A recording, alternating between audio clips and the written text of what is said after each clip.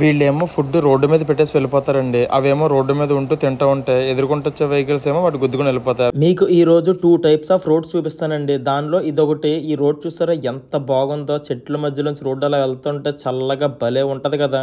సమ్మర్లో కూడా ఈ రోడ్లో చాలా దూరం ట్రావెల్ చేసేయచ్చండి.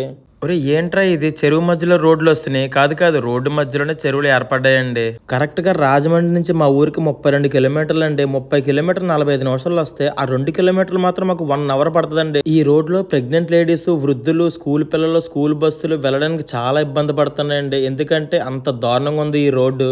ఎన్నో సంవత్సరాల నుండి మా రోడ్డు ఇలాగే ఉండిపోయిందండి. ఎండాకాలం అయితే ఏదో మేనేజ్ చేసుకుని వెళ్ళిపోతాం, కానీ వర్షాకాలం అయితే మహా దారుణంగా ఉంటుందండి. ఆ గొయ్య ఎంత లోతు ఉంటుందో కూడా మాకు తెలియట్లేదు. ఈ గవర్నమెంట్ అయినా కొంచెం స్పందించి మాకు రోడ్డు వేయాలని కోరుకుంటున్నామండి. మాది గరగలంపాలెం అని ఒక చిన్న పల్లెటూరు, కోరుకొండ మండలం, రాజానగరం నియోజకవర్గం వస్తుందండి, ఈస్ట్ గోదావరి డిస్టిక్. కొంచెం ఈ రీల్ ని పై వాళ్ళకి వెళ్లే వరకు షేర్ చేయడం కొంచెం మాకు హెల్ప్ అవుతుంది.